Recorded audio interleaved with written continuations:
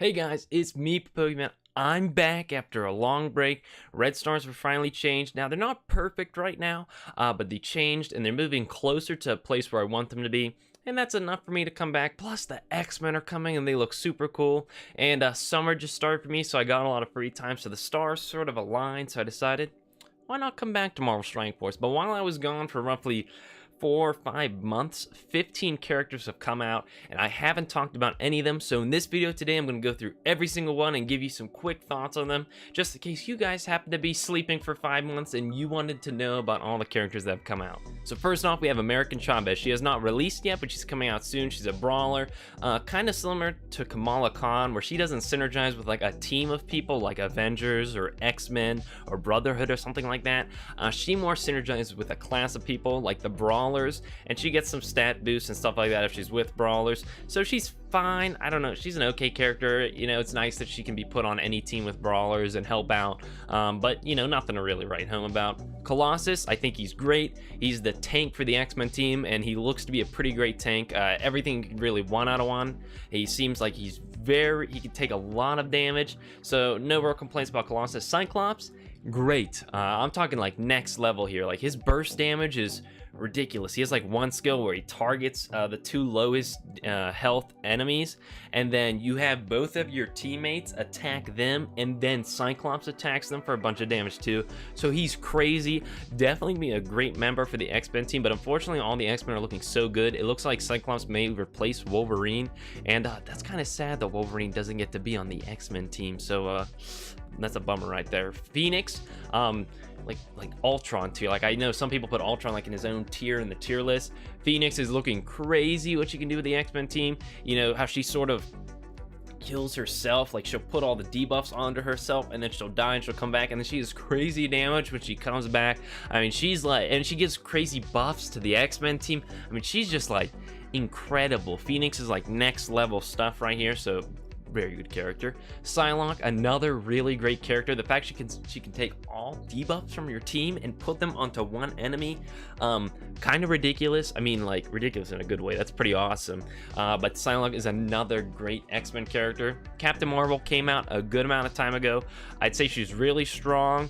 The only problem I really have with her is I can't see any real teams with her. I know some people put her in like a Cosmics team, some people put her in a Kree team, but there's no like real team for her. Like, you know, the Brotherhood, you're like, oh, Pyro goes with the Brotherhood. You know, Captain Marvel, you can sort of put her, you know, somewhere. She's sort of homeless, if you remember where I called characters like that. Like, she's a homeless character right now in my opinion, but she's really strong, so she does well in a lot of teams. The whole passive she has where she goes into her one binary form and she attacks all enemies at the end of her turn, pretty incredible. Overall, I think she's a great character. Falcon, he's cute. I don't know, his damage is pretty great in war, but otherwise, meh. You know, he's good to have for the Power Armor team if you're looking to build that, but the Power Armor team isn't even finished right now. There's no tank for it. Hopefully we get Hulkbuster eventually for that. But Falcon, outside of war, not that great. I wouldn't invest a ton of resources into building Falcon. Now, the whole line of Black Panther characters I really like a lot, and the first one up there is Killmonger. I think he's super unique. I like the idea that he builds up charges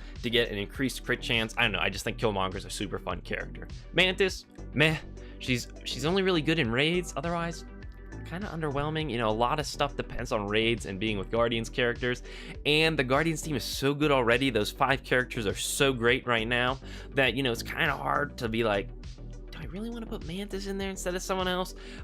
So I don't know, I wouldn't prioritize Mantis on anyone's lists. And Baku, another one of those Black Panther characters, I think is super fun. I like that he builds up charges to have an increased block chance. I like M'Baku a lot. Minerva, I hear she's really great, and I understand why. Her healing is pretty next level. She like drains all the enemy's health and then disperses it throughout your team, from what I understand. So she has great utility, and she's cosmic, so that opens up a lot of good teams to put her on, like Ronin, Thanos, the Guardians. You know, she can go into a lot of places and help out a lot of teams. She can really just go into any team and do a lot for the team thanks to her healing. So really good character there. I unfortunately missed her on my break, so I'm waiting for her to become farmable right now.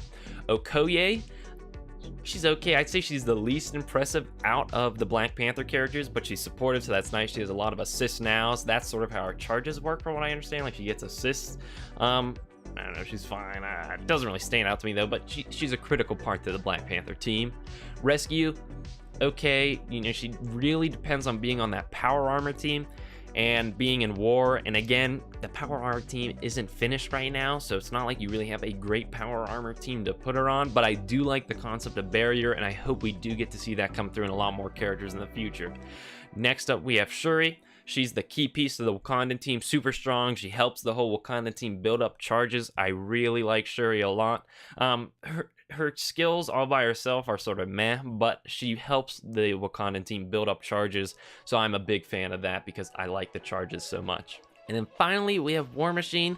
He's a pretty good character, pretty good damage, but he's not really special. There's not a lot about him where I'm like, wow, War Machine. Like his ultimate, he can do some really good damage right there, and he probably is one of the more impressive characters on the power armor team.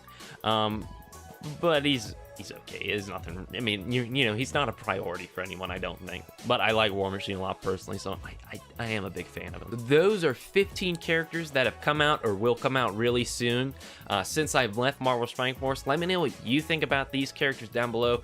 Who are your favorite characters from that list? And I'll be doing plenty of videos about Marvel Strike Force because I have no shortage of things to talk about.